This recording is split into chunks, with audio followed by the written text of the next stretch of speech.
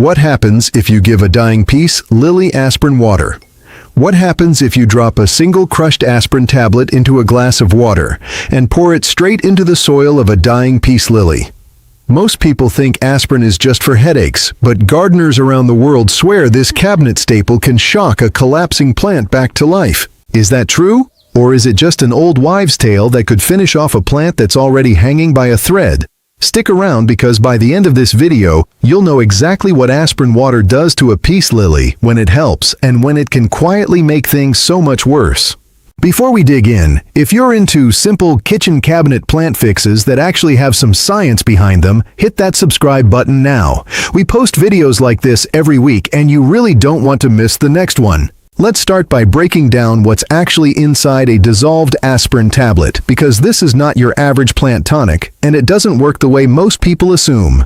Aspirin's chemical name is acetylsalicylic acid. The moment you drop a tablet into water, it starts to break down into two main pieces, salicylic acid and acetic acid. Salicylic acid is the part that matters most here. It's not a fertilizer, it's not a mineral, and it doesn't contain nitrogen, phosphorus, or potassium the way a bag of plant food does. Instead, salicylic acid is what scientists call a phytohormone, a naturally occurring signaling molecule that plants themselves produce in tiny amounts when they're under attack from disease, pests, drought, or other stress.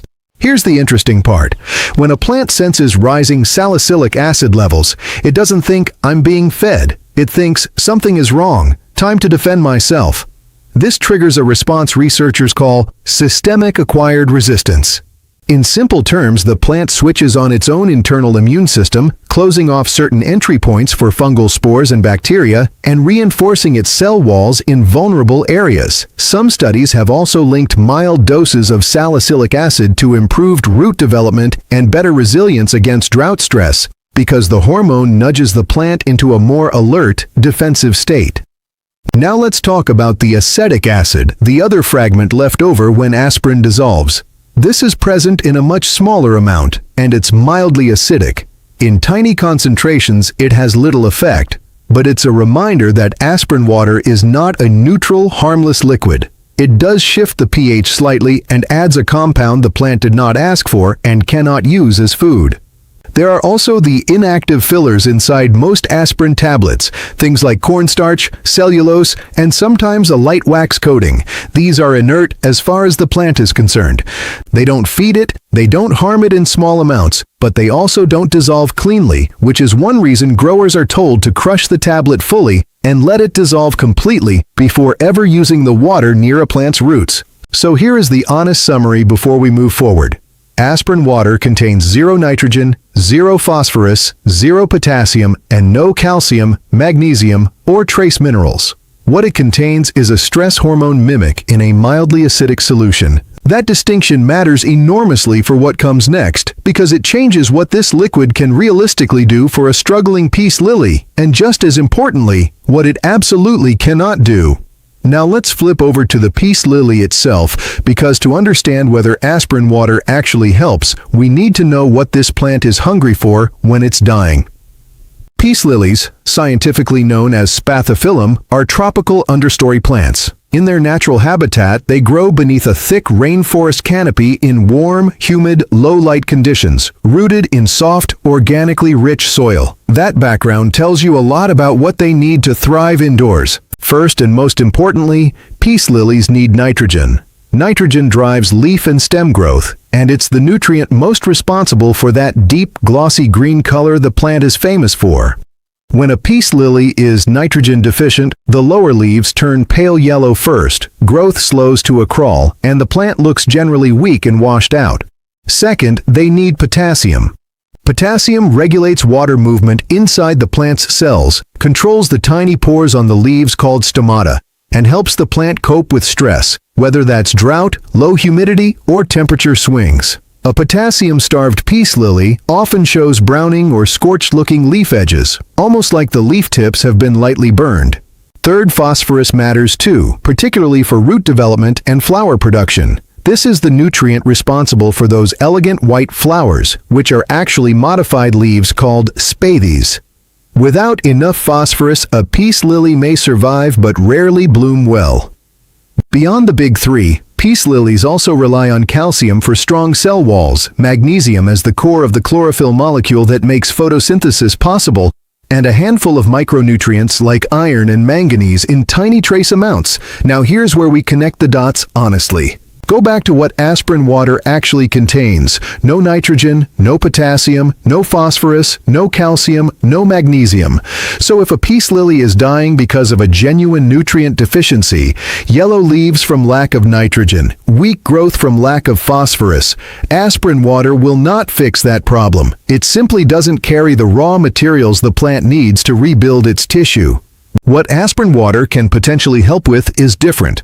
Many peace lilies decline not from starvation but from stress, a fungal or bacterial issue creeping in after overwatering, root stress from transplant shock, or general weakness that leaves the plant vulnerable to disease while it's already struggling. This is where salicylic acid's real documented role comes in, priming the plant's own defense responses so it can better resist the secondary problems like rot or infection that often finish off an already weakened plant. Think of it less like a meal and more like an alarm bell that gets the plant's immune system moving. It's a support tool for a specific kind of stress, not a substitute for feeding a hungry plant.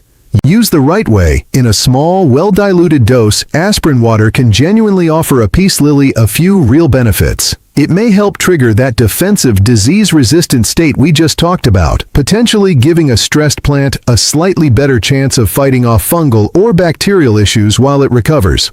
Some growers also report a mild boost in root resilience after transplant shock, likely tied to that same stress signaling effect. And because it's cheap, fast, and something almost everyone already has in a cabinet, it's an easy first aid style option to reach for when a plant looks like it's struggling and you don't yet know exactly why. But here's where we need to pump the brakes, because this is the part most videos gloss over. Aspirin water is not something you can pour on generously and walk away from. Used incorrectly, it can do real damage. Too high a concentration, applied too often, can overwhelm the plant's cells rather than gently signal them. Remember, salicylic acid is a hormone, and hormones work in a narrow window. A little sends a helpful signal. Too much causes stress the plant can't handle, damaging root tips and interfering with normal water uptake. Growers who've overdone it report crispy, browning leaf margins, wilting that gets worse instead of better, and roots that look stressed and blackened rather than healthy. Timing makes it worse or better too. Pouring aspirin water onto soil that's already soggy, or onto a plant that's dying from root rot rather than a disease stress issue, does nothing to fix the actual root cause and can add extra stress on top of an already compromised root system. And because aspirin water brings zero actual nutrients, using it as a replacement for real feeding on a genuinely malnourished plant will let the real problem quietly get worse while you wait for a fix that was never going to arrive. The bottom line, this is a precise occasional support tool, not a miracle cure, and definitely not a fertilizer. Respect the dose, and it can help. Ignore it, and you risk finishing off a plant that might have pulled through on its own. If you want to try aspirin water on a struggling peace lily, here's exactly how to do it safely, step by step. Step 1. Gather your materials. You'll need one regular uncoated aspirin tablet, roughly 300 to 325 milligrams, 1 liter or about 4 cups of room temperature water, and a clean container for mixing. Avoid coated or extended-release tablets, since the coating dissolves unevenly and you lose control over the actual dose reaching the plant. Step 2. Crush the tablet completely. Use the back of a spoon or a pill crusher to break the aspirin down into a fine powder. This step matters more than people realize. A half-dissolved tablet chunk sitting in your watering can means an inconsistent, unpredictable dose, and possibly a concentrated pocket of salicylic acid landing right on one section of root. Step 3. Dissolve it fully in the water. Stir the crushed powder into your liter of room temperature water and mix until you can't see any visible particles left. Let it sit for a few minutes and stir again, just to be sure everything has broken down. Step 4. Check your soil moisture first. Never apply aspirin water to bone-dry soil or to soil that's already waterlogged. Ideally, water your peace lily normally a day or two beforehand so the soil is lightly moist, not saturated, when you apply the aspirin solution. Step 5. Apply it slowly at the base. Pour the aspirin water gently around the base of the plant, directly onto the soil, avoiding the leaves and the crown where the stems meet the soil. Go slowly, in stages, allowing the liquid to soak in rather than flooding the pot in one go. For a standard-sized peace lily in a 6 to 8 inch pot, roughly 1 cup of the diluted solution is plenty for a single application. Larger plants in bigger pots can use up to the full liter, but always in stages, checking drainage as you go. Step 6. Let it drain completely. Make sure your pot has proper drainage and that excess liquid can escape from the bottom. Never let the plant sit in standing aspirin water, as this concentrates the compound right where the roots live. Step 7. Observe before repeating. Don't be tempted to dose again the next day because you don't see instant results. This is a slow-acting support tool, not a fast fertilizer fix, and patience here genuinely matters. Timing is where most people go wrong with this method, so let's be really clear about it. Do not use aspirin water during winter dormancy, when your peace lily's growth has naturally slowed down and its metabolism is running low. Applying a stress-signaling compound to a plant that's resting doesn't give it a helpful nudge, it just adds unnecessary stress with nothing productive to do with it. Also, avoid using it right after repotting, within the first week or two, since the plant is already dealing with root disturbance and doesn't need another variable thrown into the mix. And never apply it to soil that's currently waterlogged or showing signs of root rot, because in that situation, the real emergency is oxygen and drainage, not a hormone signal, and pouring more liquid on top only compounds the problem. The ideal time to use aspirin water is during the plant's active growing season, generally spring through the warmer months of summer, when the peace lily is putting out new leaves and is metabolically active enough to actually respond to and use the signal. It's also best used specifically when you suspect a disease-related stress issue, early signs of fungal spotting, or a plant that's recently been through a stressful event like a big environmental change, rather than as a routine, just-in-case treatment. As for frequency, less is more here.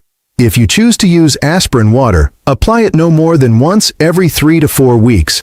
This isn't a weekly watering additive, and treating it that way is one of the fastest routes to overdoing the dose and stressing your plant instead of helping it. Most experienced growers who use this method successfully apply it once, wait a full month, assess how the plant is responding, and only reapply if there's a genuine, ongoing reason to. So what should you actually expect to see, and when? In the first 3 to 5 days, don't expect dramatic visible change. What's happening at this stage is largely internal. The plant's defense systems are activating at the cellular level, something you simply can't see from the outside. By around the 1 to 2 week mark, if the aspirin water was genuinely helpful for your plant's specific situation, you may start to notice the decline has slowed or stopped. Leaves that were progressively yellowing or browning may stabilize rather than continuing to worsen. New growth, if the plant was healthy enough to still be producing any, may look slightly firmer and greener than before. Around the 3 to 4 week point is usually when you'll see the clearest signs, if it's working. A peace lily that was drooping dramatically may be holding itself more upright, new leaf growth may look more vigorous, and any minor fungal spotting may stop spreading further. It's important to set realistic expectations here. Aspirin water will not turn severely damaged, mushy, blackened leaves green again, and it will not resurrect a plant whose root system has completely rotted away. What it can realistically do is help stabilize a moderately stressed plant and give its own defenses a supportive nudge while you fix the underlying issue, whether that's adjusting your watering routine, improving drainage, or feeding it proper, nutrient-rich fertilizer separately. So there you have it, the real, honest story behind aspirin water and your peace lily. It's not magic, it's not a fertilizer, but used carefully, at the right dose, at the right time, it can genuinely give a stressed plant a helpful edge while you fix the real problem underneath.